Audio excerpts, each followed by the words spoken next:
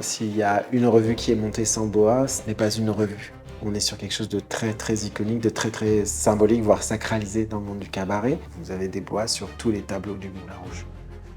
Juste pour féerie, on en consomme entre 2 et 3 km par an.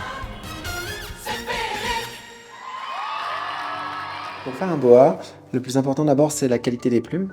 On prend les plumes les plus belles, les plus dufteuses, les plus longues, les plus grasses, on dit. Et une fois qu'on les a sélectionnées, on vient les fendre en deux. On part de la côte centrale, la structure centrale. On coupe en deux et on vient après décoter, c'est-à-dire rendre la partie du fendu, donc les deux résultats qui sont sur les côtés, le plus fin possible.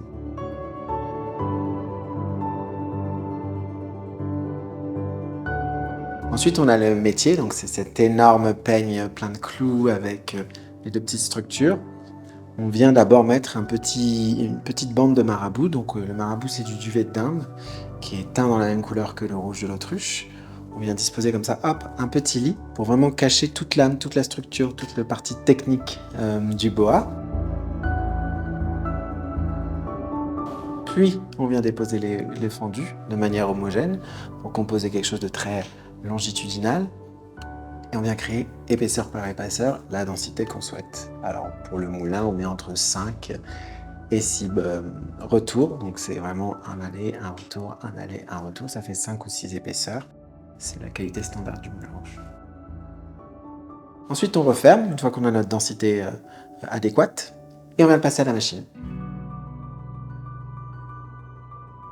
Pour la partie couture, le but étant de recréer la structure qu'on a enlevée, c'est-à-dire tout ce qui est côte, en faisant une ligature. On vient ligaturer chacune des extrémités, chacune des épaisseurs, pour vraiment se créer un centre, une colonne vertébrale de tout le fendu et du marabout, tous ensemble.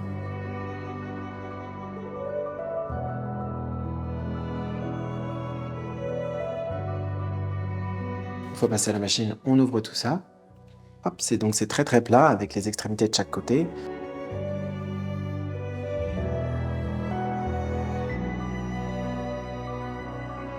On vient tourner le boa à deux avec la petite manivelle, de la vapeur et un petit coup de chic.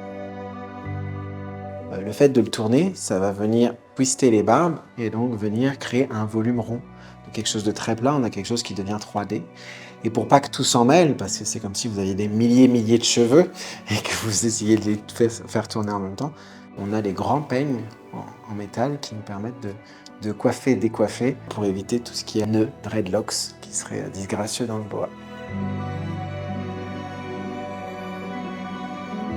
C'est une matière qui est incroyable, la plume d'autruche et les barbes d'autruche. C'est une matière qui est à la fois dense, légère, qui a un poids, on dit un tombé, mais qui en même temps, une fois que vous l'agitez, hop, il s'envole et il devient très léger et subtil.